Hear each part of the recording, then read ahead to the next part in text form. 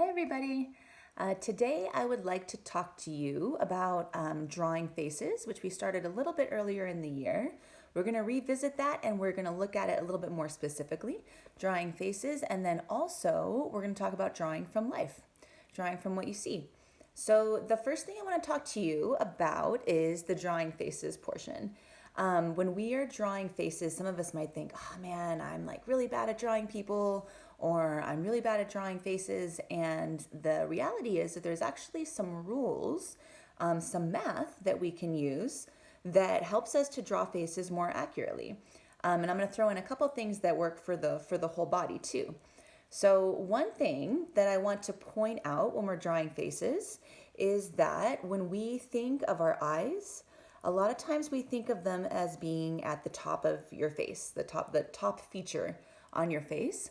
But the reality is when you think of it in terms of your skull and where your eyes sit on your whole face, it's actually in the middle. It's in the middle. So it seems kind of goofy. A lot of times we think our head ends where the hair starts, but there's a lot more head up on top where our hair is. All right, so if that seems a little kind of hard to to actually put into a picture, I'm going to go ahead and show you an example of what I mean by that. But your eyes are the center of your face, and then from there we place the nose and the mouth. So just that awareness can help us to draw our face a little more accurately. Before I start drawing with you, there's one other thing that's kind of fun that I like to point out too, and that is that your head, the ratio of your head to your body, there is one head for about seven and a half heads in one body. So if you're drawing a head on top of a body, and then you take your hand and you measure the head, and you're, oh, here's the head. If you come down 1, 2, 3, 4, 5, 6, 7, you should be able to go down about 7 times. And if you only go down 2 or 3 times or 4 times, then generally for a realistic head on a body, that means that your head's a little bit too big.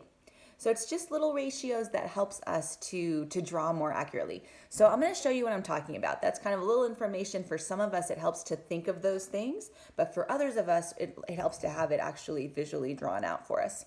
So the first thing I said there was that our eyes are at the center of our face. So if I draw, I'm just going to give myself kind of a little face shape here. And I'm just using a pen for today, and you can actually, I'm going to give you an option to for an assignment to give me at the end here. But for now, you can kind of just practice with some paper and pencil. All right, so if I get a head shape in here, it's not going to be perfect, but just a little head shape, a little thicker up here at the temples, a little bit thinner down at the chin. So if I have this shape, and I lightly just draw a line across the center, right across the center. And I'm just going to do it lightly. I'm going to kind of dash it. All right. So center of the face. So pretty close. If I take my fingers, I'm pretty close there in the center. And that's where my eyes are going to be. And I'm going to build the rest of my face around that line. All right. So I got a line across the center. From there, notice when you're drawing eyes, they tend to be different shapes. But notice, like we talked about before a little earlier in the year, we curve the eyelid, and then when we're placing the center of the eye, if the eye is really excited, then you can see the whole circle, right, of the eye. If the eye is thinking or even smiling sometimes, then the eyes get a little smaller, right? And same thing with the eyebrows, very expressive. So if my eyebrows are just sitting kind of naturally over my eye, just curved over my eye, I might look happy or I might look content. But if I'm surprised, they get a little further away, right? And then if I'm angry, they can slant down and get really close to my eye. So think about those things when you're placing your eye on your center line here. So I'm going to go ahead and get one eye. Oops, might have to switch pens. This isn't the best pen here. So, and we all have a little different shape. Different cultures have different shapes too. People from different countries. So there we go. And then I'm not going to have my person be super surprised here. I'm going to go ahead and just have him have the circle cut off a little bit at the top so it's not fully exposed. Little line on top. And I'll get my lower eyelid there. And the more we do this, kind of giving ourselves lines to to draw our faces, the more that we give ourselves kind of that center line, maybe even you draw a line right down the middle if you have trouble making things even right to left. I'll go ahead and do that for myself here too. So if I give myself that line down the center as well, that helps me to measure things out. The more we do it, the more we practice, then eventually maybe we don't need those lines. But it's nice to give yourself a little idea. Right across the center, right down the middle. Okay? So then once I got my eye in there, I'm going to go ahead and think about those eyebrows. And the toughest thing is matching them up, but kind of something to realize and to take the pressure off yourself is that generally we are not perfectly symmetrical. A lot of times we have one eye's a little bit lower or one eye's shaped a little bit differently. We have some differences from our right to left side. So don't freak out too much if things don't look exactly perfect from one side to the other, because most of us are not exactly perfect one side to the other in real life. We have some differences on the right and left side of our face. So we got our eyes in there, and I'm just again building it around that center line. Now for the nose, something I'd like you to notice about your nose, generally for most of us, we all have a different shape of our nose, but for most of us you can see a little bit of the nostril, but not so much that it looks like it's flipped up like that, right? So sometimes if we make the nostrils too big, it can look like an animal, it can look like a pig nose or something like that.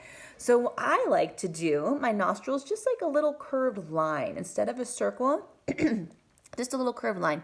You can kind of see on mine here. It's kind of goofy to be surveying each other's faces so closely, huh? But we're going to make a little curved line where we build the nose. And I'm going to try to keep that on the center here. Now you can get into measurements exactly where the nose and mouth need to be.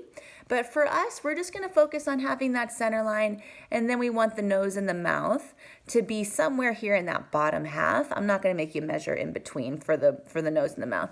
But somewhere in between that bottom half here, we got the nose. I'm going to get my nostrils in there. Whoops, my pen's not going so well. My nostril. Looks a little funny with the line down the middle. But you can also have maybe a little curve coming here or coming around that way. All right, so I have my nostrils there, and then I have just a little curve around my nostrils, which is just the outside, that skin here on the outside. You can give a little curve, or you can leave it simple, just with the curved lines. If you don't want to put your nostrils in, you just want to show the shape on the outside, that's okay too. You can play with it a little bit. But these are just little observations that we can make that make our drawings look more realistic.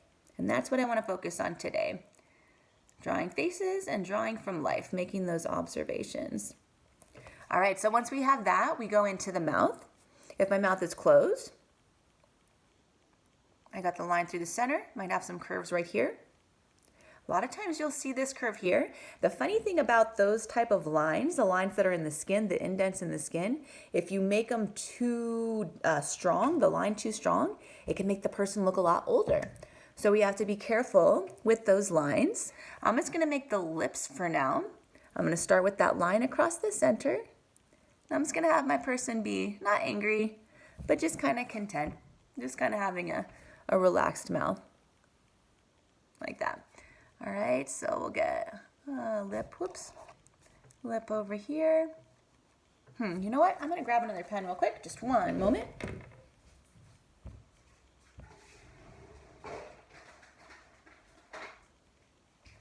Okay, let's see if this is gonna work a little better. All right, so here we are, we got our face. Now I'm gonna go ahead and give some lips on here. And a lot of times, you know, based on your observation, you might notice some people have thicker lips, some people have thinner lips. You can kind of decide how you want that to be. All right, maybe have little curves on the outside. And then the ears, also, the top of the ear tends to be lined up right outside of those eyes. So a lot of times they're lower than we think. All right, so if the top of the ear is right at the edge of my eye, then my ear is gonna kind of come down this way.